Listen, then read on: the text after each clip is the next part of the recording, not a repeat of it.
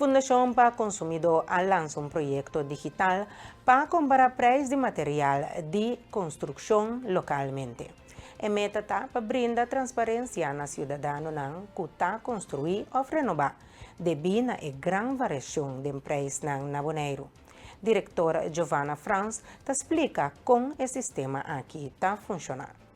Assim que nós traz de contrato com o OLB, que é nosso financiador, então de um contrato aqui na põe com nós comparar preço também de produto de construção. Então, o lunes aqui nós preparar para visitar o lugar. O sistema está um sistema digital, qual está em filtro para registrar preços em diferentes organizações que dependem artículos de construção. Me não precisava ver cabeça bastante par de coisas mais essenciais que você usa para trazer casa, ou para manutenção de uma casa ou de um edifício. Então, nós estamos comparando para bisa para lagar consumidor sana está mais econômico para comprar. De coisa que é essencial e com o governo está pedindo nós para ser coisas, mercado de Bonaire é um mercado livre, não tem echt restrição de preço, né?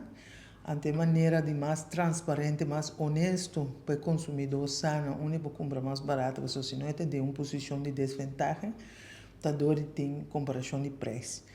Esse equipamento que tem para o consumidor não vai receber seu próprio título, mas nós trabalhamos com opdracht que nós temos de governo para checar preço, né? E para informar o pueblo, o consumidor, com e na onda para comprar mais econômico.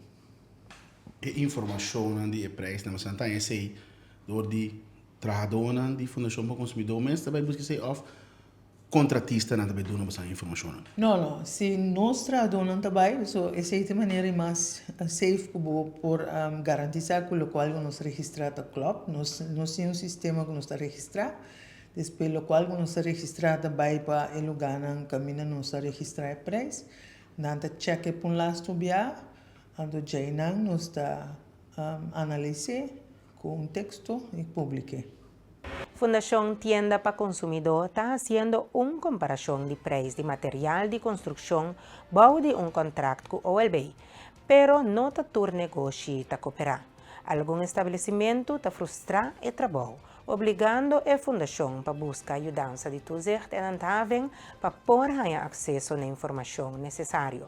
Lá nos vamos escutar a explicação tocante retornar que nós estamos enfrentando. Eu queria 2 semanas e nós começamos com a publicação de promedio. E também agora, assim, cada quartal, se você não pode ser um luna para esse tipo de produto, né? Mas não está assim para comestível. A companhia não está met werkmee? Tem bastante construção, nos pergunta na mais bem, você já não tem costume, por tempo não toma lugar. Então, de mês, de negócio, não está algo agradável para nós, quizás, mas sobra, torrentes a não se laxe.